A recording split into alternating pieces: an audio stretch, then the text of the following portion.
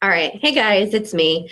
I appreciate those of you that were able to come out to this morning's Speedy PD about planning and wanted to kind of walk you through the steps just in case you weren't able to join us this morning so that you can kind of get an idea of how I go about lesson planning. So I wore my special I'm ready to lesson plan shirt today for you so that I could go through those things. In our KLH master folder, I put some templates for you, and I wanted you to see those. So if you go to the KLH master folder, you will see I did put our Bank of Speedy PD videos here for you, but I also put this in tools, a copy of a blank lesson planning template. So I wanted you to get a quick peek at this. The way that I start my lesson planning is by, of course, going to the standards. Common Core standards are listed right here. I have live linked them so it can bring you directly to the standards where you're able to pull this up and choose either language arts or mathematics. So let's say we're going to take a peek at second grade opinion writing. I'm just going to pull it down, and I see right here, I'm just going to copy all of this and pop it into my planning document, and then it actually, by doing that, will live link me back to the standards page just in case I wanted to go back so that I can see each of the pieces of the standard as I'm breaking it down.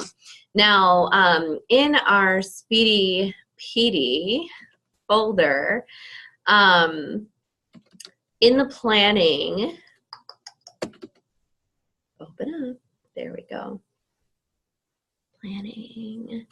In the planning presentation, you'll see that I've got some examples there of some that are already done. So what we did with second grade was the standard wasn't unwrapped for us yet, and the guides weren't completed at that time.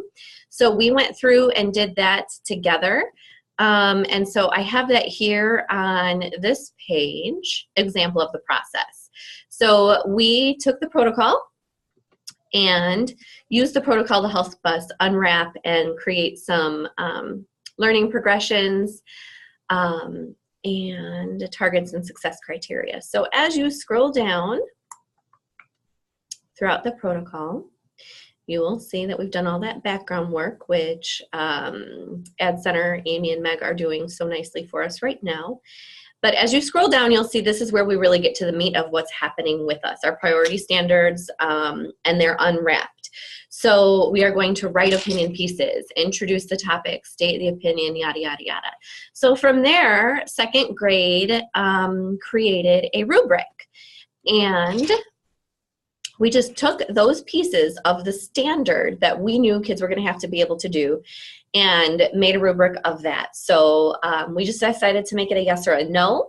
Can they state their opinion? Can they supply a reason, use a linking word, and connect the reasons? So I can tell you now that in one of the second grade classes that I'm pushing into to support this instruction, we use these scores to go back then and drive instruction and like small group kids and just give really specific feedback to those kids based on the pieces of this rubric. From there, we created a plan. One of the resources that you'll see highlighted in the presentation is planbook.com. Super amazing resource, pretty cheap this time of year because we're pretty well through the year now. Woohoo! But anyways, that is one of the places where you can do these same kind of things. You can set it up in this same format to include these same components. So then from there we took, again, the standard is copied right there. It's here accessible as a live link should we need to go back. We chose the target to just stay the same. I can write opinion pieces. And our success criteria broke down day by day, what piece we were going to be teaching at that time. And then from here, we popped in our checklist component so that we were able to refer back to the district checklist that we have for opinion writing, which is tied so super nicely to our second grade standards. So you can see then that those are the pieces of the rubric that we were using. And then just a great resource that we found out and about, it was either on Pinterest or writingfix.org. I can't recall exactly off the top of my head. We had Hey Little Ant, and we found a lesson that was kind of already put together with some super cute activities that were already done. But we found where we could pick and plug those pieces of that already made lesson to support our unwrapping and our progression of those standards that we saw. And so that's where you see each of these things here. Those are the materials that we need from those lessons. And then formative data collection. So like I said, we use that rubric. So if you're using a graphic organizer, you can just kind of take a peek at the pieces of the rubric on the organizer and see if they're on the right road. And you can just shuffle them daily. Make yourself 3 stacks. Like, this group of kids totally gets it. They just need me to say, good job, keep it up. Or this middle stack of kids, they need a little bit of support. I'm going to check in on them a couple times.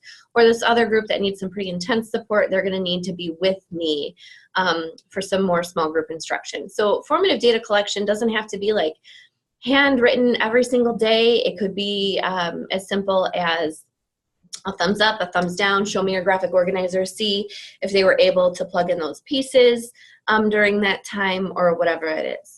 Down at the bottom of the lesson planning template, we have a needs to be done and a who's doing it. Also added to the template that I've shared in our KLH master folder is Tier 2 vocabulary opportunity.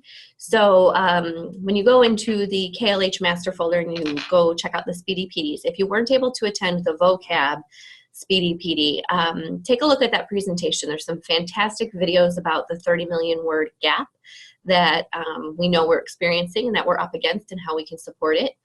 And Tier 2 vocabulary is that vocab that kids are coming into school that they're not hearing in oral language. It's not like a daily piece of language that the kids are exposed to. These are vocabulary opportunities that they are exposed to in text.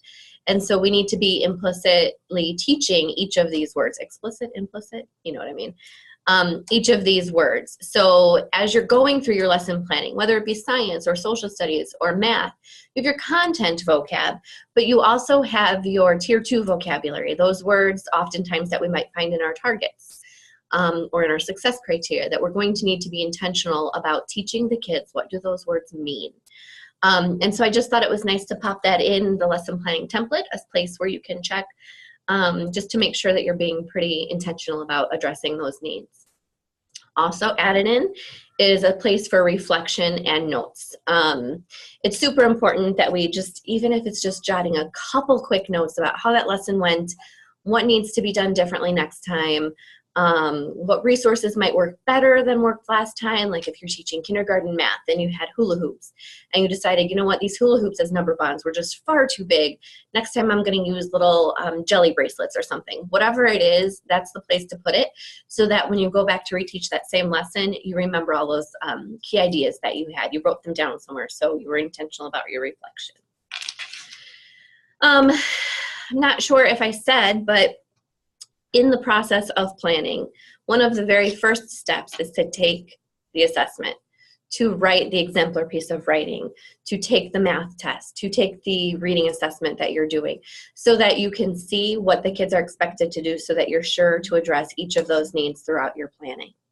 Of course, then once you've rocked out those amazing lesson plans, from there then you want to take it to really taking a look at your data and diving deep into what does that mean, so that you can adjust instruction accordingly as you go.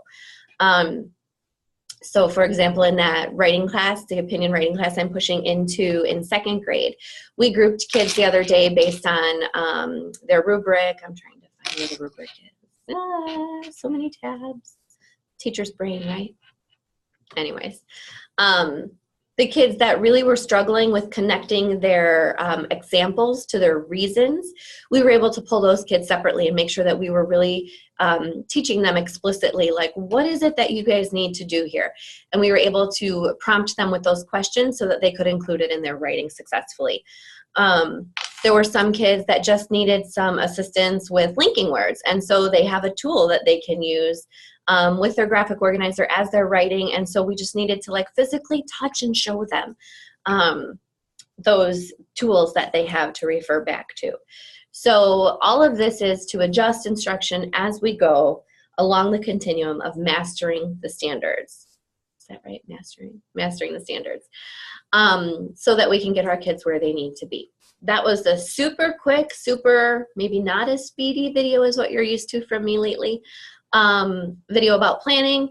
I hope that you reach out to me. Let me see if I can stop the screen share.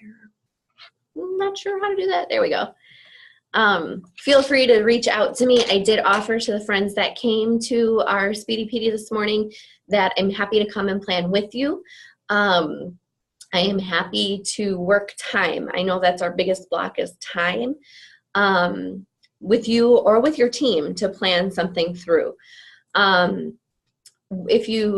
hands make light work, right? And so if you're able to break this up with your team, either by subject, or I know that our kindergarten team broke down math planning into topics. So each of them took a topic and then went through all of the components of that topic so that they were able to not have to focus on planning the entire module. They only took little pieces.